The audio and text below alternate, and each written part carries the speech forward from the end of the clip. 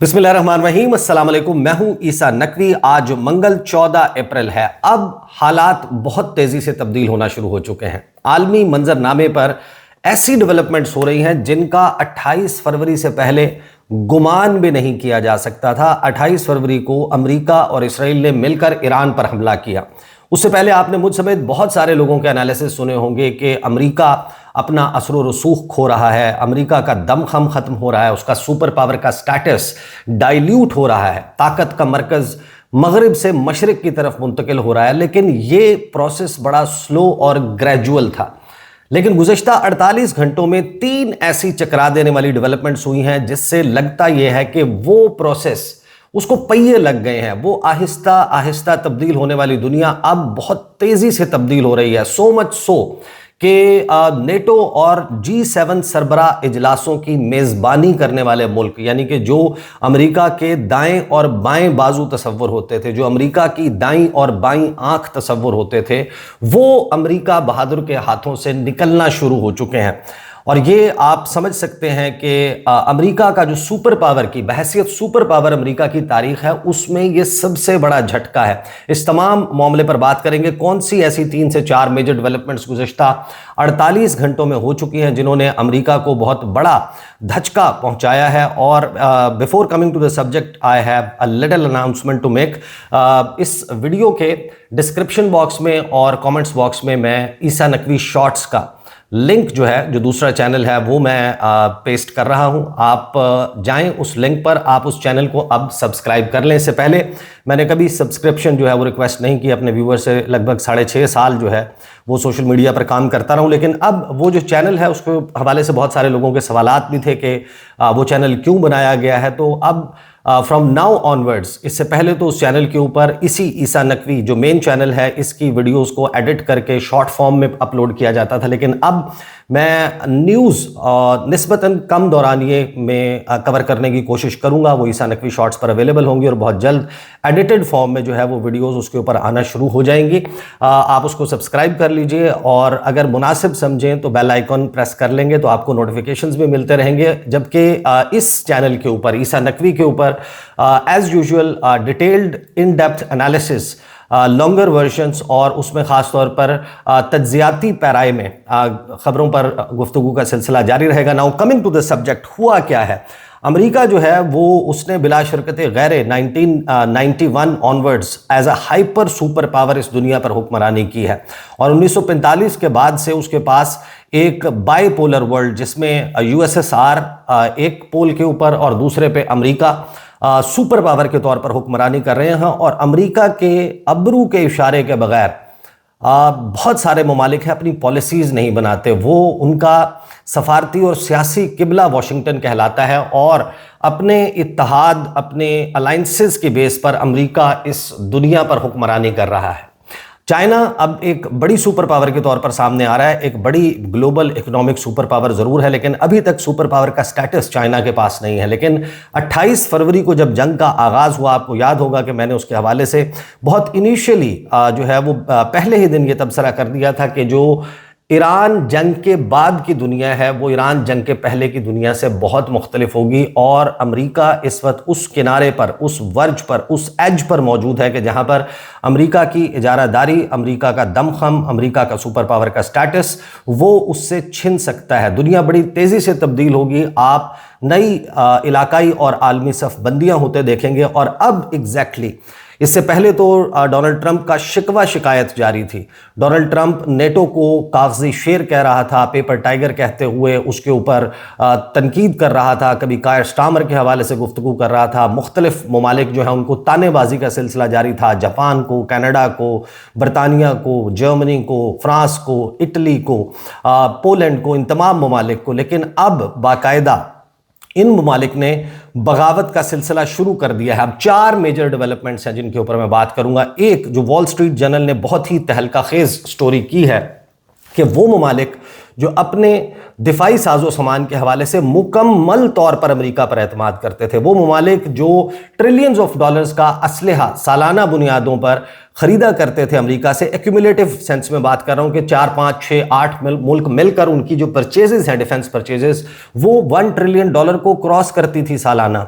उन ममालिक ने अमेरिका को एक नेट सिक्योरिटी प्रोवाइडर के तौर पर रिजेक्ट कर दिया है। America as an unreliable partner establish हो रहा है पूरी दुनिया में, और वॉल स्ट्रीट जर्नल के मुताबिक मैं आपको बताऊंगा कौन कौन से मुल्क हैं उन्होंने अमेरिका से मुंह मोड़कर दीगर ममालिक की तरफ देखना शुरू कर दिया है अपने डिफेंस इक्विपमेंट की परचेजेस के लिए और सिक्योरिटी गारंटीज के लिए। साथ ही यूरोप में एक मुल्क जो स्पेन है, स्पेन 2022 में नेटो सरबराह इजलास की जो मेज़बानी है उसका शरफ मिला था स्पेन को। मैड्रिड में नेटो समिट हुई थी जिसमें चीन को और रूस को नेटो ममालिक के लिए सबसे बड़ा खतरा करार दिया गया था। जो उसका आउटकम डॉक्यूमेंट था उसमें पहली मर्तबा चाइना को अपने सबसे सीरियस कंपेटिटर, अपने सबसे संजीदा हरीफ के तौर पर लिस्ट किया गया था।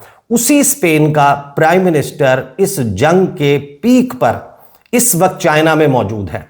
इस दौरे को बिल्कुल भी मामूली मत समझिएगा, क्योंकि जो तफसीलात इस दौरे की आ रही हैं उससे बहुत ही डिफरेंट किस्म की इंडिकेशन सामने आ रही हैं। फिर जंग में ऐन वो वक्त जब डोनाल्ड ट्रंप ने ये ऐलान किया कि मैं आबनाए हुर्मुज़ की बंदिश खुलवाने के लिए अब ईरान की बहरी नाकाबंदी करने जा रहा हूं, तो प्रेसिडेंट इमैनुअल मैक्रोन जो हैं वो एक स्टेटमेंट देते हैं, और उस स्टेटमेंट सेल्फ एक्सप्लेनेटरी है। वो ये बता रही है चीख चीख करके ये दुनिया कैसे तब्दील हो रही है। बाकी ममालिक तो जो कर रहे हैं उसके ऊपर तो जाहिर है कि हम सेपरेटली गाहे बगाहे बात करते रहते हैं, लेकिन जो इमैनुअल मैक्रोन का स्टेटमेंट है दैट इज़ वेरी इंपॉर्टेंट। लेकिन आगाज़ करेंगे उस मुल्क से जो अमेरिका का सबसे बड़ा पड़ोसी भी है, अमेरिका का उसके साथ बहुत ज़्यादा बायलैटरल ट्रेड भी है, अमेरिका का उसके ऊपर बहुत ज़्यादा इन्हसार भी है, उसका अमेरिका के ऊपर बहुत ज़्यादा इन्हसार है, और उसको गुज़श्ता 1-1.5 साल से अमेरिका की तरफ से बुलिंग का सामना है। डोनाल्ड ट्रंप बार बार कनाडा को एक और रियासत के तौर पर बुला रहा है, बार बार ये बात कर रहा है कि कनाडा जो है वो हमारी एक और रियासत है, और कनाडा के प्राइम मिनिस्टर को गवर्नर कहकर बुलाता है। लेकिन वो जो गवर्नर है उस गवर्नर ने बहुत ही दिलचस्प काम किया है। कैनेडियन प्राइम मिनिस्टर की स्टेटमेंट इस वक्त एको कर रही है पूरी दुनिया में, और इसका आगाज़ हो गया था जब वर्ल्ड इकोनॉमिक फोरम के मौके पर डेवोस में तकरीर की थी पीएम कार्नी ने। उस वक्त पूरी दुनिया चौंक गई थी डोनाल्ड ट्रंप के आंखों में आंखें डालकर अमेरिका बहादुर को किस तरीके से मुखातिब कर रहा है कनाडा। और फिर एक टैरिफ और ट्रेड वॉर का आगाज़ हुआ जो यूं समझिए कि हल्का फुल्का चल रही थी, लेकिन अब वो मौका कि जिसको ये कहा जा रहा है कि ये वो कन्फ्लेक्शन पॉइंट है, या ये वो वाटरशेड मोमेंट है कि जिसके बाद दुनिया तब्दील हो रही है। जो ममालिक बारिश का पहला कतरा बन रहे हैं उसमें कनाडा शामिल है। कैनेडियन प्राइम मिनिस्टर कार्नी ने एक तकरीर की, और उस तकरीर में जो उन्होंने जुमले अदा किए हैं उससे ज़्यादा दिलचस्प जब मैं आपको वो सुनवाऊंगा तो आप सुनेंगे कि कार्नी जो बात कर रहे हैं उसको क्राउड में किस तरीके से चेयर किया जा रहा है। That is very important. ये जरा सुनिए। कार्नी पहले एक 36 सेकंड्स का क्लिप है और फिर 18 सेकंड्स का क्लिप है, और उससे आपको अंदाजा होगा कि वो दुनिया जो आहिस्ता आहिस्ता ग्रेजुअली तब्दील हो रही थी अब बहुत तेजी से बदल रही है। ये जरा सुनिए। The world's changing, not gradually, but suddenly. Yes, some are still in denial. Rather than starting on this journey, they're waiting for the past to return.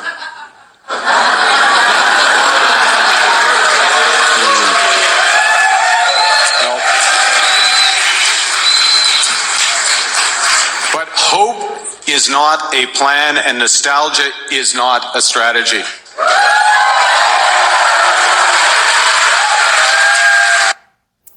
Carney कहते हैं कि दुनिया बड़ी तेज़ी से तब्दील हो रही है और कुछ लोग माजी में जी रहे हैं।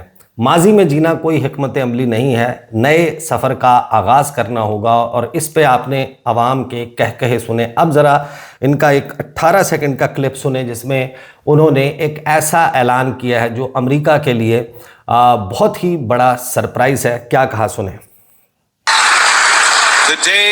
The days of our military sending 70 cents of every dollars to the United States are over.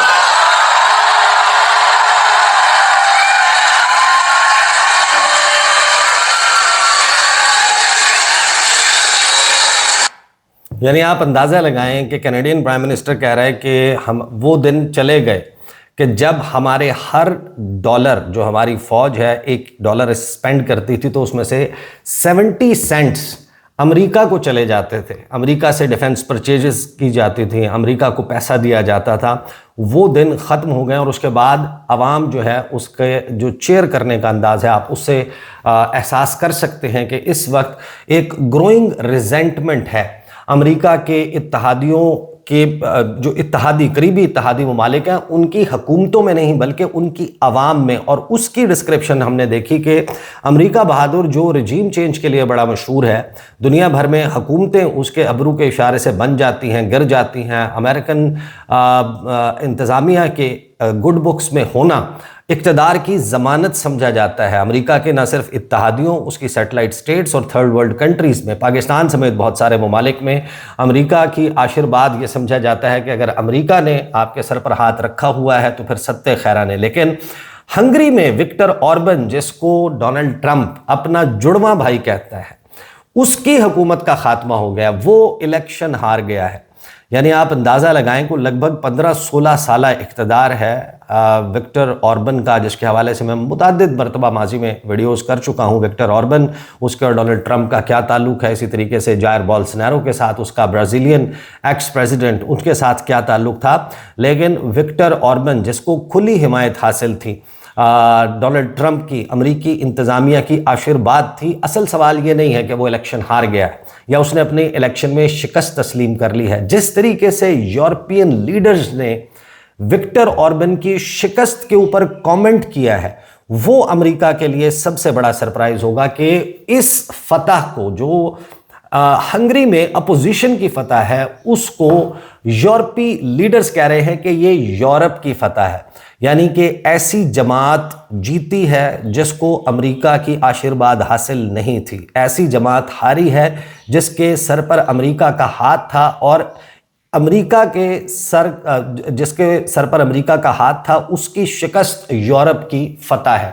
तो ये एक बहुत बड़ा साइन है कि सिर्फ हुकूमती लेवल पर नहीं, ये कोई पर्सनैलिटी क्लैश नहीं बना डोनाल्ड ट्रंप के साथ इन लीडर्स का, बल्कि इन ममालिक में जो अवाम है उसने नफ़रत का इजहार किया है अमेरिका के साथ। और ये अमेरिका की बतौर सुपर पावर उसकी तारीख में एक बहुत बड़ा झटका है। नाउ अब जरा हम बात कर लेते हैं, before coming to the Wall Street Journal ने जो स्टोरी की है और फिर जो इमैनुअल मैक्रोन ने ट्वीट किया है, दोज आर वेरी इंटरेस्टिंग। लेकिन मेरे सामने अब पेड्रो सांचेज जो स्पेनिश प्राइम मिनिस्टर हैं, जिन्होंने खुलकर 28 फरवरी के बाद से इस जंग के हवाले से बहुत ओपन क्रिटिसिज्म की है। अपनी एयर स्पेस बंद की अमरीकी जहाज़ों के लिए, अमरीकी फाइटर जेट्स के लिए, फ़िज़ाई हदूद बंद थी, वो आपको मालूम है कि फ्रांस ने भी बंद की, उसको इटली ने भी परमिशन नहीं दी, जर्मनी जो है वो साइड पर जाकर बैठ गया। फिर जो पोलैंड है उसने बड़ा डिफरेंटली बिहेव किया, उसने अमेरिका को जो पैट्रियट मिसाइल डिफेंस सिस्टम है उसके इंटरसेप्टर्स वो देने से इनकार कर दिया जंग के बीचों बीच, जब डोनाल्ड ट्रंप को इन चीज़ों की ज़रूरत थी। लेकिन पेड्रो सांचेज का जो विजिट है चाइना का, इस वक्त वो चाइनीज़ प्राइम मिनिस्टर ली के इनविटेशन के ऊपर चीन में मौजूद हैं। लेकिन इस विजिट के ऑप्टिक्स बहुत इंपॉर्टेंट है। आपको याद होगा 2022 में फरवरी के महीने में जिस वक्त वज़ीर-ए-आज़म इमरान खान थे और उन्होंने ऐन उस वक्त दौरा किया रूस का, कि जिस वक्त रूस ने हमला किया यूक्रेन के ऊपर, आपको याद होगा कि कितनी बड़ी कंट्रोवर्सी क्रिएट हुई थी। और उस विजिट से एक हफ्ता पहले, यानी कि जिस बुध को इमरान खान क्रेमलिन में मेहमान बने व्लादिमीर पुतिन के, उससे एक हफ्ता पहले ब्राज़ीलियन प्रेसिडेंट जायर बोल्सोनारो बुध के दिन ही मौजूद थे क्रेमलिन में। और फिर जो स्टेटमेंट्स, एक डिप्लोमेटिक स्टैंड ऑफ हुआ वाशिंगटन और रियो डी जेनेरो के दरमियान, और उनके हवाले से जो स्टेटमेंट्स दिए गए, फिर जायर बोल्सोनारो का जिस तरीके से इक़्तिदार का खात्मा हुआ, लूला डी सिल्वा की वहाँ पर हुकूमत बनी, पाकिस्तान की हुकूमत को किन प्रेशर्स का सामना करना पड़ा। जो साइफर है वो आपको याद होगा, जो डिप्लोमेटिक केबल असद मजीद साहब ने भेजी थी, और ओपन स्टेटमेंट्स जेक सुलिवन उस वक्त के नेशनल सिक्योरिटी एडवाइज़र, उस वक्त एंटनी ब्लिंकन और डोनाल्ड लू उनके स्टेटमेंट्स, और उस वक्त की अमेरिकन एडमिनिस्ट्रेशन की पॉस्चरिंग याद है।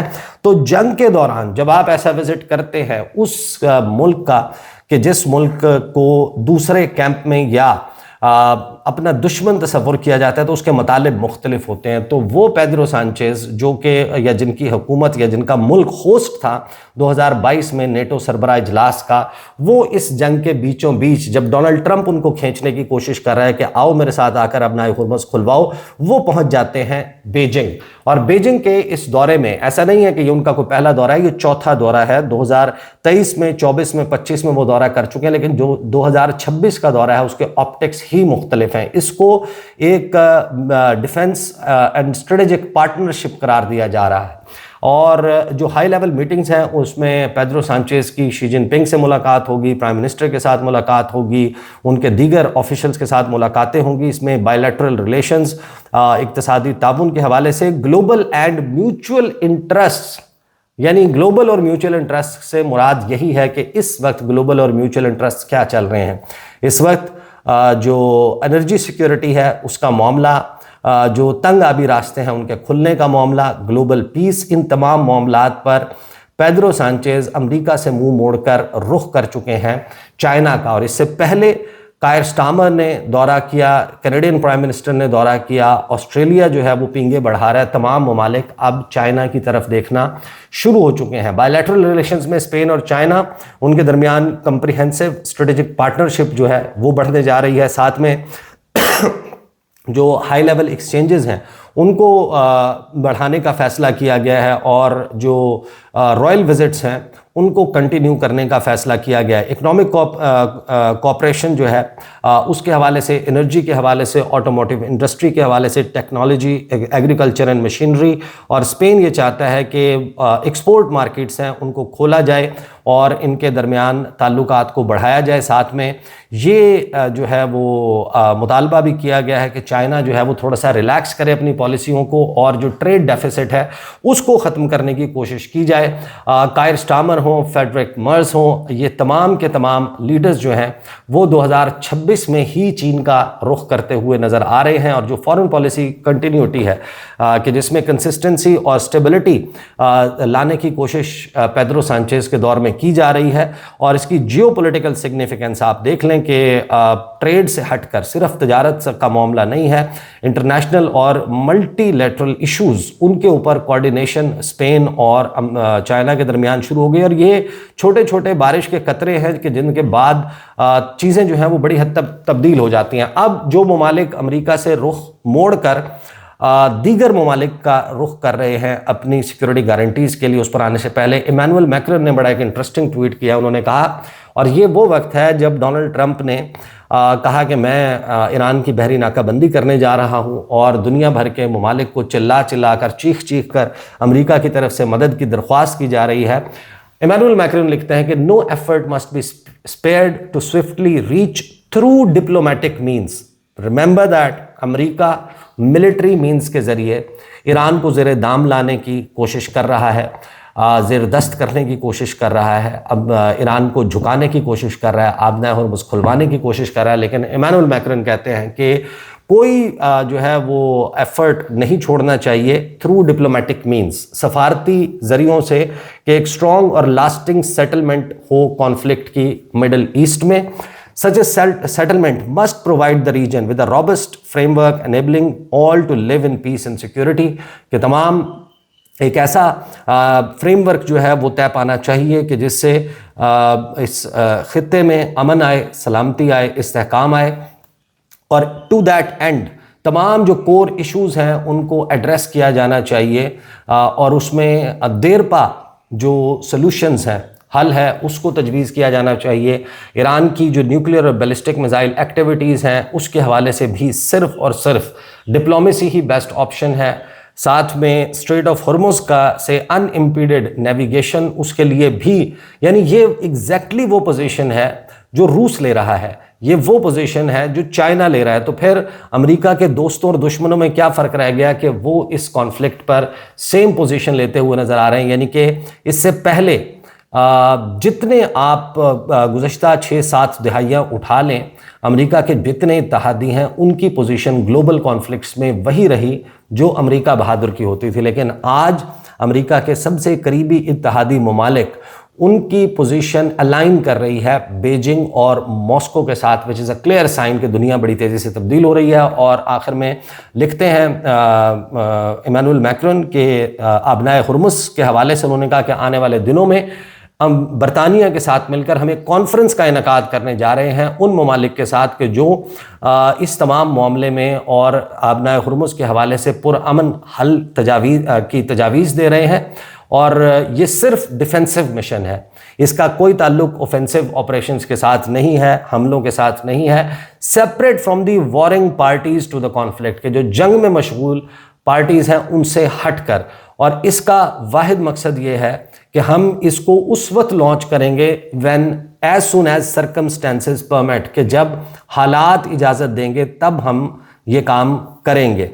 लास्ट चीज़ के ऊपर आ जाते हैं कि जो वॉल स्ट्रीट जर्नल लिख रहा है कि Saudi Arabia, Qatar and UAE, some of America's best customers for weapons are now looking to South Korea and the UK and Ukraine to restock defenses against Iranian drones, कि ईरानी drone से बचने के लिए America के जो सबसे बड़े गाहक हैं, सबसे बड़े कस्टमर्स हैं, सऊदी अरब, कतर और मुत्तहिदा अरब अमारात, अब उन्होंने अमेरिका को छोड़कर जनूबी कोरिया, बरतानिया और यूक्रेन की तरफ देखना शुरू कर दिया। और फिर उन्होंने इसकी लंबी चौड़ी तफसील लिखी है कि किस तरीके से जो सीज़ फायर है इसकी अपॉर्चुनिटी के दौरान इनका जो राब्ते हैं इन ममालिक के, वो वाशिंगटन की बजाय, अमेरिका की बजाय, कि अमेरिका को तो खुद मदद की ज़रूरत है, अमेरिका तो खुद is running out of its stock pile of interceptors, उसको खुद समझ नहीं आ रही कि उसने ईरानी ड्रोन्स का कैसे मुकाबला करना है। तो डिफेंस पार्टनरशिप के लिए अब ये अमेरिका के बजाय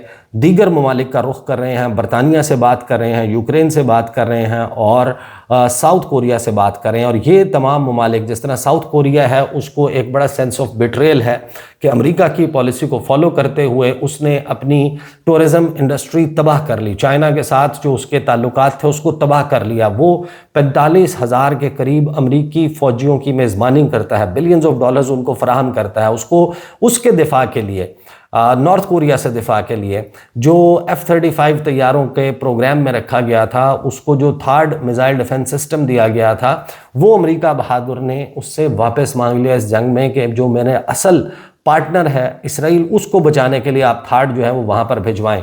तो ये ममालिक यकीनन इनके चाइना के साथ कोई बहुत बेहतरीन ताल्लुकात नहीं है, लेकिन बदलती हुई दुनिया में ये बहुत इंपॉर्टेंट है कि जब इनकी अलाइनमेंट वाशिंगटन की बजाय बीजिंग के साथ हो रही है और इनको दीगर ममालिक अप्रोच कर रहे हैं इस मकसद के लिए कि के अप्रोच करके इनका मकसद जो है वो ये है कि अपनी जो डिपेंडेंस है वो अमेरिका से कम की जाए और चाइना की तरफ रुजू किया जाए। और यही वो बुनियाद है कि जिसके सबब मैंने इस वीडियो के आगाज़ में कहा कि वो जो आहिस्ता आहिस्ता तब्दील होने वाली दुनिया है, अब उसको पहिए लग गए हैं, बड़ा फास्ट पेस्ड प्रोसेस जो है वो होता हुआ नज़र आ रहा है। पे दर पे ऐसी डेवलपमेंट्स हो रही हैं जिससे अमेरिका की ताकत डाइल्यूट होती हुई दिखाई दे रही है। इस वीडियो को मैं यहाँ पर कंक्लूड करता हूँ। Once again towards the end announcement once again, Isa Naqvi shorts को अब आप सब्सक्राइब कर लीजिए। मैं उस चैनल के ऊपर रेगुलरली अब news along with some clips, इस मेन चैनल के जो वीडियोस हैं उसमें से कुछ क्लिप्स भी वहाँ पर होंगे, लेकिन उसके हवाले से मैं शॉर्टर ड्यूरेशन की निस्बतन कम दौरानिए की वीडियोस जिसमें तबसरा नहीं बल्कि सिर्फ खबरें होंगी, उसका सिलसिला जारी रखूँगा। अब तक के लिए इतना ही, इजाज़त दीजिए। अल्लाह हाफ़िज़।